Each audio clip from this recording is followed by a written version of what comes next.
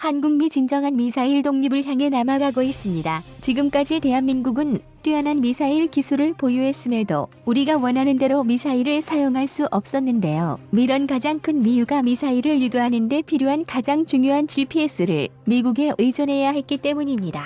하지만 이제는 아닙니다. 바로 내년인 2022년부터 한국형 위성항법 시스템 KPS가 개발되기 때문인데요. 2018년 시작된 제3차 우주개발진흥기본계획에 이름을 올리며 본격화된 이 프로젝트가 성공한다면 대한민국은 여러 항법 위성을 통해 독자적인 GPS망을 보유하게 됩니다. 구체적으로는 서울 반경 1000km에 모차 범위 1m 수준의 초정밀 위치 정보를 서비스할 수 있게 되는데, 이렇게 되면 한국은 GPS를 포함해 관섬유도 INS 등 미사일을 발사하고 유도하는 데 필요한 모든 기술을 우리 독자 기술로 확보하게 됩니다. 그래서 준비했습니다. 오늘은 그동안 미국만 보유했던 미사일의 핵심 및 유도 장치를 한국이 개발한 미위에 대해 말아보겠습니다. 대한민국의 미사일이 대단하다는 것은 이제 그리 놀라운 일이 아닙니다. 군사 무기에 마주 조금만 관심이 있는 국민이라면 이런 내용은 누구나 말 수 있는 사실인데요. 미사일은커녕 박격포도 자체 제작할 수 없던 나라가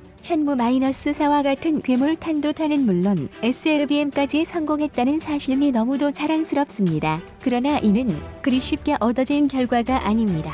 1970년대 백곰 사업이 처음 진행될 때만 하더라도 그 누구도 한국의 미사일을 만들 수 있을 것이라 장담하지 못했습니다. 그만큼 미사일을 개발하는 동안 정말 많은 고난과 역경을 이겨내고 지금의 위치에 한국이 있다고 해도 과언이 아닙니다. 과거 미국이 한국에게 미사일 관련 자료를 넘겨주긴 했지만 이것을 정확히 따지고 보면 한국이 미사일을 잘 만들라고 준 것이라기보다는 한국과 같은 후진국이 미사일과 같은 최첨단 무기를 만들 수 있을 리가 없다고 생각했기 때문입니다. 하지만 막상 한국이 백곰 미사일을 성공적으로 개발하자 한국을 경계해 여러 규제를 만들기 시작했습니다. 그래서 백곰 미사일이 성공적으로 개발된 뒤인 1979년 영국 페란티사로부터 관성항법 유도장치 INS를 들여올 때부터 문제가 생기기 시작했습니다. 관성항법 장치 INS는 GPS가 등장하기 전까지 가장 신뢰성 높고 정확한 유도 장치였는데 지금도 군용 장비에 많이 사용되는 정밀 유도 장비입니다. 원리는 간단합니다. 회전을 파악해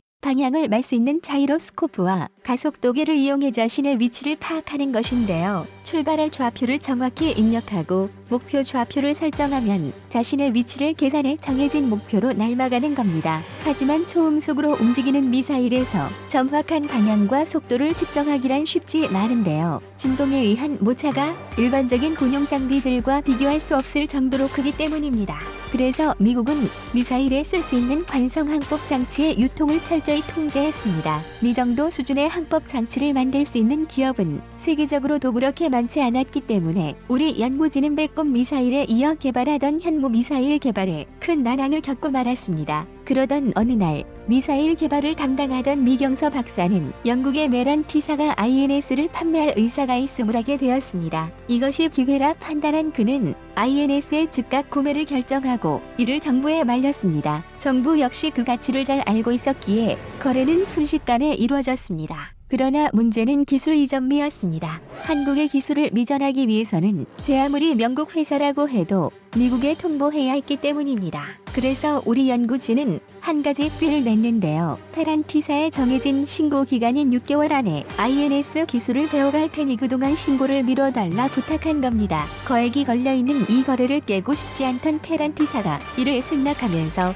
우리 연구진의 밤샘 벼락치기가 시작됐는데 20명의 연구원이 6개월간 교육을 받아 INS 기술을 완전히 이전받는 데 성공했습니다. 이런 기반 기술이 하나둘씩 축적되며 대한민국의 독자적인 미사일용 유도장치 기술이 차근차근 누적되기 시작했습니다. 흔히 현대적 미사일 미설의 시초라 인정받는 무기는 나치 독일의 V1, V 로켓입니다. 하지만 미 두 로켓은 지금과 같은 미사일이라고 부르기에는 부족한 점이 많았습니다. 사전에 설정한 좌표로 날아가는 것만 가능했으며 그조차도 모차가 심했기 때문입니다. 그래서 모로지 유도라는 측면에서 본다면 현대 미사일의 조상은 나치 독일의 유도 폭탄 프리즈 X라고 할 수 있습니다. 프리츠 X는 전파를 미용한 초보적인 수준의 유도 폭탄이었는데요. 좀이 스틱을 움직이면 활강하는 폭탄으로 전파가 쏘맞아 폭탄의 방향을 조정하는 것이었습니다. 별도의 엔진이 없는 활강 폭탄이었기 때문에 현대적인 미사일에 비할 수는 없었지만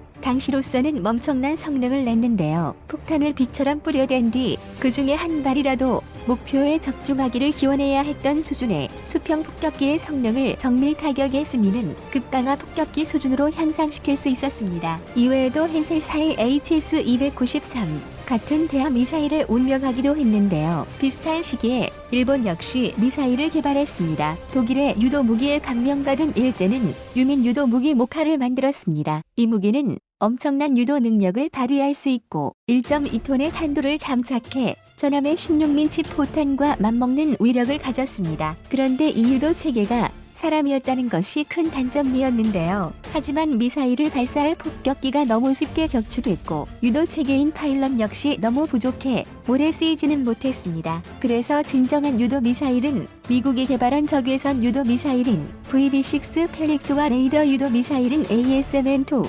BAT부터라고 할 수 있습니다. 이도 미사일을 만들 수 있어야만 제대로 된 미사일을 만든다고 자부할 수 있습니다. 그래서 INS를 개발한 한국의 다음 목표는 바로 이도 방식의 미사일이었는데요. 먼저 레이더 유도 방식을 채용한 K-31 천마를 만들었습니다. K-31 천마는 장갑 차량에 탑재해 운영하며 5km 이하의 저고도로 접근하는 비행체를 요격할 수 있는 레이더 유도 방식의 단거리 지대공 미사일입니다. 1987년 시작한 한국형 단거리 지대공 유도 무기 사업으로 개발을 시작해 1997년 개발이 완료됐는데요. 프랑스의 크로탈 미사일의 추적 탐색 장비 기술을 제휴받아 지금의 한화탈레스가 만들었습니다. 그런데 처음 만든 것 치고는 성능도 꽤 좋았습니다. 첫 개발임을 고려하면 상당히 우수한 단거리 대공 미사일을 만들어낸 것인데요. 하지만 이 정도 수준으로는 본격적인 대공 방어에 필요한 중장거리 대공 미사일을 만들 수 없었습니다. 하지만 소련 붕괴 후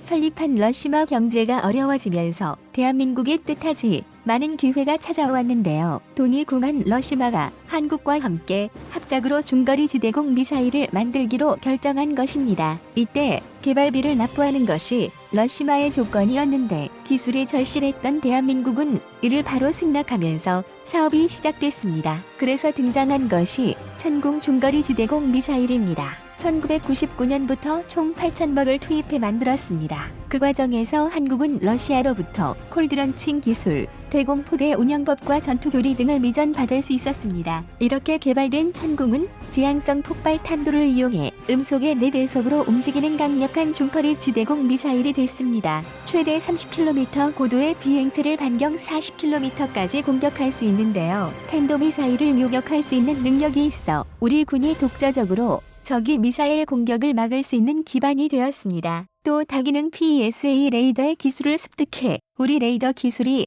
비약적으로 진보하는 계기를 제공했습니다. 현재 우리 군은 속도를 음속의 5배로 늘리고 정밀한 유도가 가능한 천궁 블로기를 개발해 실전 배치 중이고 축적된 기술을 기반으로 제작한 AESA 레이더를 사용해 장기적으로 고고도 요격 미사일로 업그레이드될 ASM 대공 미사일을 개발 중입니다.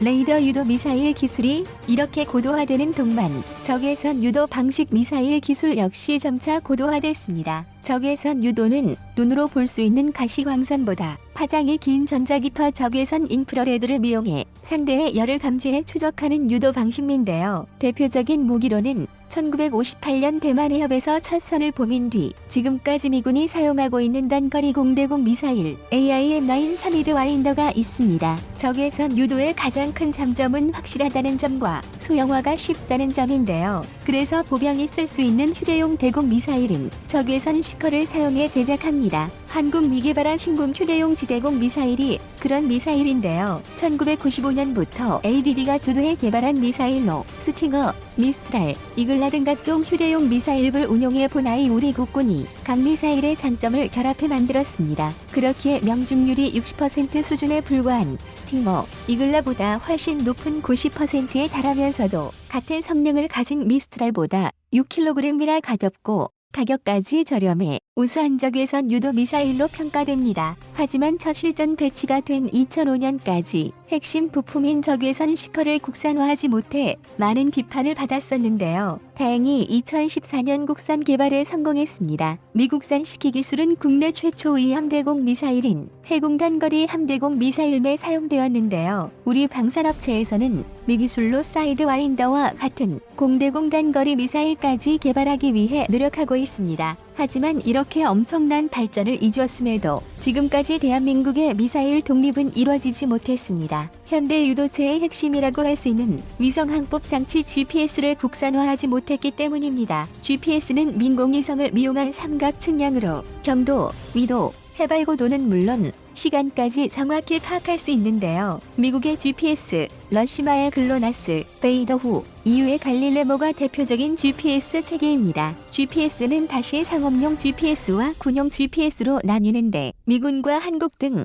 소수의 동맹만이 미국의 군용 GPS를 사용할 수 있습니다. 그런데 문제는 정확히 미사일을 유도하기 위해 이 GPS가 반드시 필요한데 우리 마음대로 사용하지 못하고 미군의 통제를 따라야 한다는 것입니다. 그래서 지금까지 우리 군은 이 문제를 해결하기 위해 상업용 GPS를 사용하는 등 다양한 방법을 강구했습니다. 그러나 상업용 GPS의 경우 재밍에 취약하고 정확도를 끌어올리는데 많은 한계가 있었는데요. 그런데 이제 이런 것들은 호깃말이 될 것 같습니다. 우리 정부는 2022년까지 미국의 민공위성을 대체할 수 있는 KGPS를 개발하기로 했습니다. 1단계 사업에서 항법 위성에 쓰일 주파수와 위성 항법 체계를 개발하고 2단계에서 위성을 제작하는 것을 목표로 하고 있는데요. 무는 2027년 최종 3단계로 완성한 위성을 발사해 동북마 전체를 정리할 수 있는 KPS 체계의 구축을 완료할 예정입니다.